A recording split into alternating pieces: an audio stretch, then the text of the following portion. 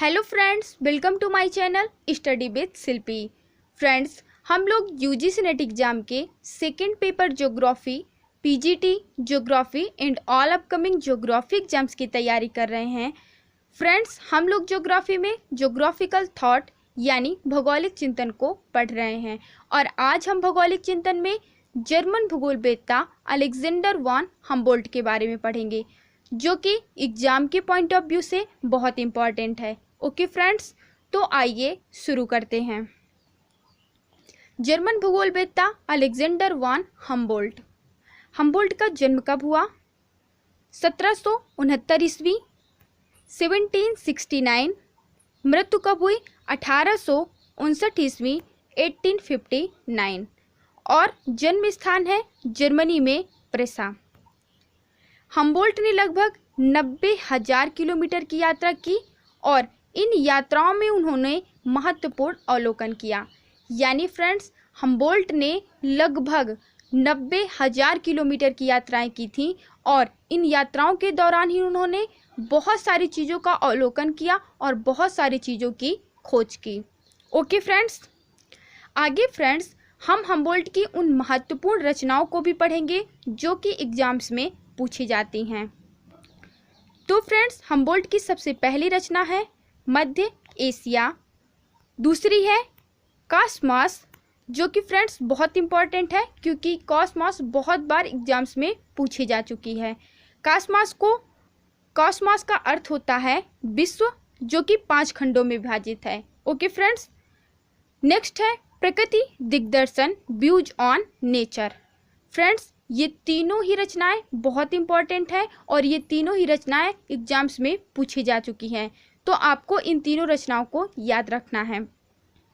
Next point है, वह उन भूगोलवेत्ताओं में से एक था जिन्होंने प्रथम बार कालमापी का प्रयोग करके भूमि पर देशांतरों को निश्चित किया एवं वायुदाब मापी की सहायता से ऊंचाइयां निश्चित की। यानी फ्रेंड्स, हम्बोल्ट प्रथम भूगोलवेत्ता थे जिन्होंने कालमापी का प्रयोग करके भूमि पर देशांतरों को निश्चित किया था एवं वायुदाब मापी का प्रयोग करके ऊंचाइयां निश्चित की थी। ओके फ्रेंड्स, नेक्स्ट पॉइंट है, उसने ओरिनिको तथा अमेजन नदी के प्रवाह क्षेत्रों की खोज की थी। ठीक है फ्रेंड्स, नेक्स्ट पॉइंट है, उसने वनों एवं वर्षा के बीच धनात्मक संबंध बताया। यानी फ्रेंड्स, उन्होंने कहा कि वर्षा जितनी अच्छी होगी वन उतने ही अच्छे होंगे। यानी उन्होंने वर्षा और वनों के बीच धनात्मक संबंध बताया था। नेक्स्ट पॉइंट है, हम्बोल्ट ने मनुष्य एवं वनस्पति पर ऊंचाई एवं तापमान के प्रभाव की वैज्ञानिक दृष्टि से व्याख्या की। यानी फ्रेंड्स, हम्बोल्ट ने ऊंचाई एवं तापमान का मनुष्य पर क्या प्रभाव पड़ता है इसकी वैज्ञानिक दृष्टि से व्याख्या की थी। ओके फ्रेंड्स, नेक्स्ट पॉइंट है, उसने पेरू की ठंडी जलधारा की खोज की एवं इस जलधारा के तापमान एवं गति को मापा। उसने पनामा नहर बनाने का विचार दिया। फ्रेंड्स, हम्बोल्ट ने ही पेरू की ठंडी जलधारा की खोज की थी, इसी कारण पेरू की ठंडी जलधारा को हम्बोल्ट धारा के नाम से भी जाना जाता है। उन्होंने पेरू की ठंडी जलधारा के तापमान एवं गति को मापा था और इसके साथ ही उन्होंने पनामा नहर बनाने का विचार भी दिया था। ओके फ्रेंड्स, नेक्स्ट पॉइंट है, साइबेरिया की यात्रा के दौरान किए गए प्रेक्षणों के आधार पर उसने ये निष्कर्ष निकाला कि तट से अधिक अंदर जाने पर समान अक्षांशों पर तापमान भिन्न हो जाते हैं। साथ ही उसने सर्वप्रथम समताप रेखा को प्रदर्शित करने वाले विश्व मानचित्र का भी निर्माण किया। ओके फ्रेंड्स, नेक्स्ट पॉइंट है, साइबेरिया की तुषार भूमि की व्याख्या के लिए परमाफ्रॉस्ट शब्द का प्रयोग किया। तो फ्रेंड्स, ये एक इम्पॉर्टेंट पॉइंट है कि साइबेरिया की तुषार भूमि के लिए हम्बोल्ट ने किस शब्द का प्रयोग किया था, तो आपको याद रखना है कि परमाफ्रॉस्ट शब्द का प्रयोग किया था। ओके फ्रेंड्स, नेक्स्ट पॉइंट है, भूगोल की विषय वस्तु पर विचार करते हुए हम्बोल्ट ने एक शब्द विश्व रचना कॉस्मोग्राफी का प्रयोग किया एवं इसे ब्रह्मांड वर्णन यूरेनोग्राफी एवं भूगोल ज्योग्राफी में विभाजित किया। यानी फ्रेंड्स, भूगोल की विषय वस्तु पर विचार करते हुए हम्बोल्ट ने एक शब्द विश्व रचना कॉस्मोग्राफी का प्रयोग किया। आपसे ये पूछा जा सकता है कि कॉस्मोग्राफी शब्द का प्रयोग किसने किया था, तो आपको याद रखना है कि कॉस्मोग्राफी शब्द का प्रयोग हम्बोल्ट ने किया था और इसे उन्होंने दो भागों ब्रह्मांड वर्णन यूरेनोग्राफी एवं भूगोल ज्योग्राफी में विभाजित किया था। ओके फ्रेंड्स, तो ये पॉइंट भी आपके लिए इम्पॉर्टेंट है और ये एग्जाम में पूछा भी जा चुका है, तो आपको इस पॉइंट को याद रखना है। नेक्स्ट पॉइंट है, हम्बोल्ट आगमनिक विधि का समर्थक था। आगमनिक विधि यानी फ्रेंड्स विशिष्ट से सामान्य की ओर या फिर कह सकते हैं स्थूल से सूक्ष्म की ओर।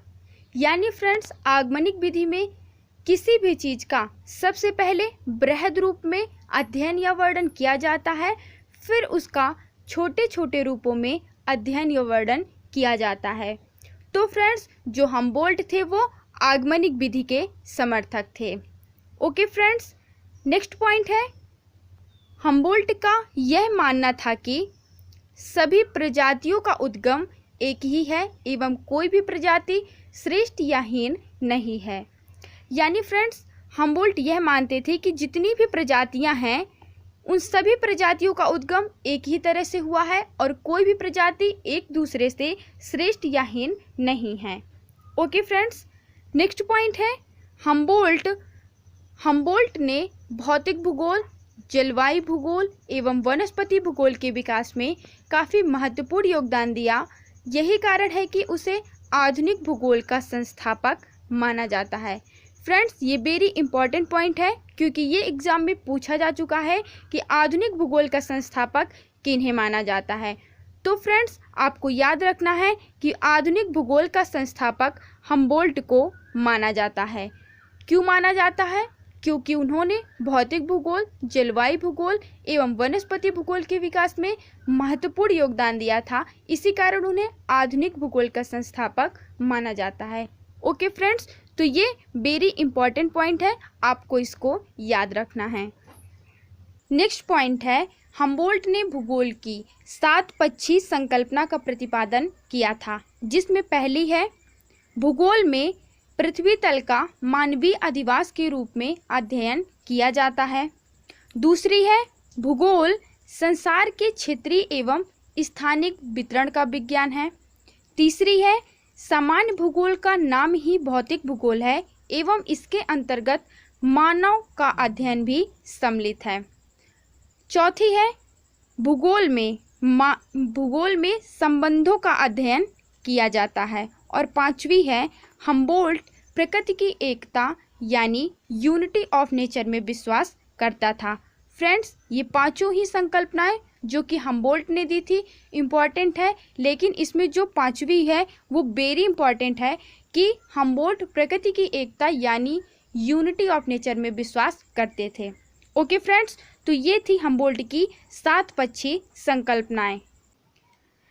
नेक्स्ट पॉइंट है हम्बोल्ट ने भौगोलिक अध्ययन के लिए निम्नलिखित विधि तंत्र को अपनाया था, जिसमें पहली है अनुभविक विधि इम्पेरिकल मेथड, दूसरी है क्रमबद्ध प्रणाली सिस्टमैटिक मेथड, तीसरी है तुलनात्मक विधि कंपैरेटिव मेथड और चौथी है कार्टोग्राफिकल विधि कार्टोग्राफिकल मेथड।